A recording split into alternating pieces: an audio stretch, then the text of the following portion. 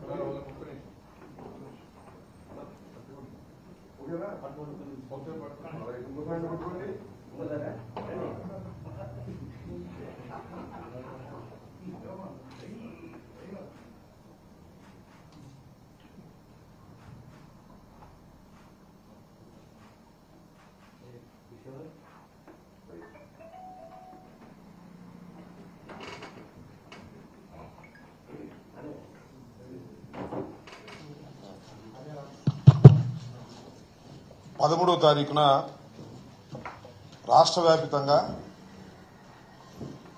ఆయా జిల్లాల హెడ్ క్వార్టర్స్లో అన్నదాతకు అండగా వైఎస్ఆర్సీపీ అనే నినాదంతో వైఎస్ఆర్ కాంగ్రెస్ పార్టీ ప్రోగ్రాం ఇవ్వడం జరిగింది.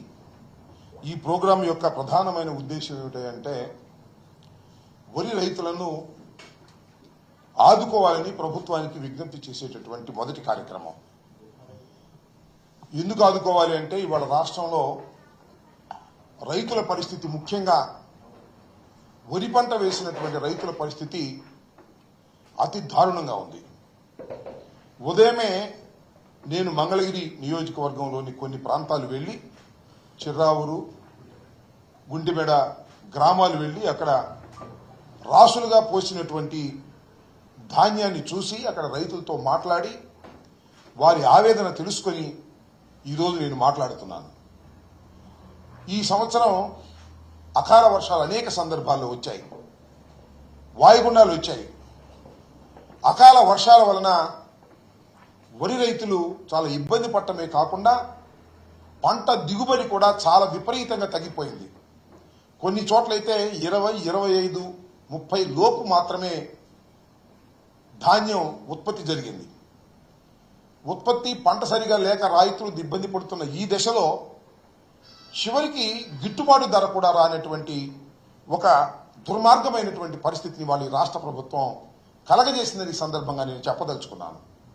నేను వెళ్ళిన చోట చెప్పారు, 2 రోజుల క్రితమో 3 రోజుల క్రితమో మన జిల్లాకు చెందినటువంటి మంత్రి, పౌర సరఫరాల శాఖ మంత్రి గారు రైతుల దగ్గరికి వెళ్లారని, ఆ రైతులు రాసులు చూసి అడిగితే వారు తమ బాధలు చెబితే మీరు కంగారు పడాల్సిన అవసరం లేదు, మీరు ప్రభుత్వమే కొంటుంది, ప్రతి గింజ కూడా ప్రభుత్వమే కొంటుంది, గిట్టుబాటు ధర ఇచ్చి కొంటుంది, బ్రోకర్లకు మీరు అమ్మవద్దు అని చెప్పటమే కాకుండా జస్ట్ ఫోన్లో హలో అని పెట్టండి, మీ రైతు సమస్య పెట్టండి, నేను తక్షణమే తేల్చేస్తాను, మీకు సహాయంగా ఉంటానని హామీ ఇచ్చినటువంటి మంత్రి గారు నిన్న మొన్న 2 రోజుల నుంచి పాపం రైతులు అనేక సందర్భాల్లో ఫోన్ చేసినా, హాయ్ అని పెట్టినా, ఏం పెట్టినా సమాధానం ఇవ్వటం లేదు అని నెత్తి నోరు కొట్టుకున్నటువంటి సందర్భం. మద్దతు ధరగా ఇవ్వాల్సినటువంటి ధర ఇవ్వలేకపోతున్నారు. అది ఎంతంటే 75 కేజీలకు సంబంధించి 1725 రూపాయలు. ఈ ధరకు కొన్నటువంటి సందర్భమే లేదని మనవి చేస్తున్నా.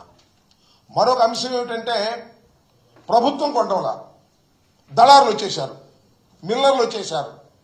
దీనిలో తేమ శాతం ఎక్కువగా ఉంది, 1300కి ఇవ్వండి, 1350కి ఇవ్వండి అని బేరమాడి గత్యంతరం లేని పరిస్థితుల్లో రైతు అమ్ముకోవాల్సి వస్తుంది. నిల్వ చేసుకోవడానికి అవకాశం లేదు. రోడ్డు మీద ఆరబోసుకున్నటువంటి దృశ్యాలు మేము చూసాం. మళ్ళా టీవీలో వార్తలు, అక్కడ ఇక్కడ వార్తలు చూస్తే మళ్ళా వాయుగుండం వచ్చింది, రాత్రికి వర్షం పడుతుంది అనేటువంటి భయంతో ఎంతకో కొంతకు అమ్ముకొని బయటికి రావాలనేటువంటి ఉద్దేశంతో రైతాంగాన్ని ఇవాళ ఇంత ఇబ్బంది పెడుతున్నటువంటి ప్రభుత్వాన్ని మనవి చేస్తున్నా. రైతులు అంటే ఇక్కడ నేనేదో గొప్పగా చెప్పుకోవటం కాదు, కానీ వైఎస్ఆర్ కాంగ్రెస్ పార్టీ అధికారంలో ఉన్నప్పుడు ఎప్పుడు కూడా మినిమం సపోర్ట్ ప్రైస్ కి మించే కొన్న సందర్భాలు ఉన్నాయి తప్ప తక్కువలో కొన్న సందర్భాలు లేవు. ఇక్కడ మించి కొనడం సంగతి దేవుడే. అసలు మినిమం సపోర్ట్ ప్రైజ్ కు కొన్నటువంటి సందర్భాలే లేవు. ఉత్పత్తి అయినటువంటి ధాన్యంలో కనీసం 10% కూడా కొనకపోవటం వలన రైతులు చాలా ఇక్కట్లకు గురి అవుతున్నారు.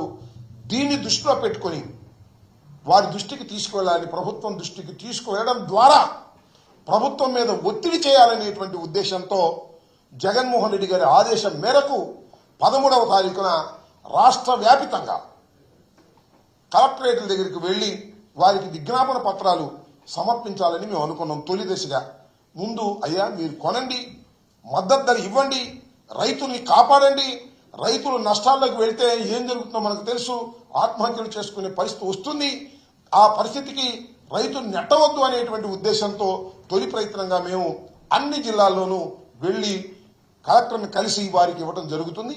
తర్వాత దాని యొక్క ప్రభావం ఎలా ఉంటుందో మేము తెలుసుకుంటామని కూడా ఈ సందర్భంగా మనవి చేస్తున్నా. ఒక మాటలో చెప్పాలంటే చంద్రబాబు నాయుడు గారి ప్రభుత్వం రైతు వ్యతిరేక ప్రభుత్వం అని ఈ సందర్భంగా నేను చెప్పదలుచుకున్నాను.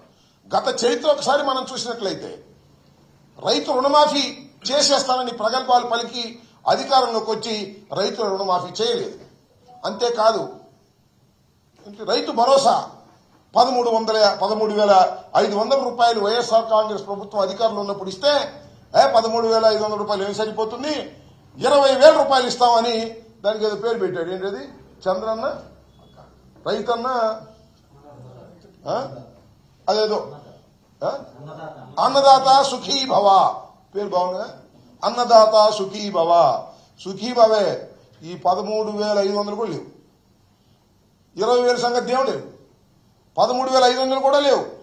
ఇన్పుట్ సబ్సిడీ లేదు, ఈ క్రాప్ లేదు.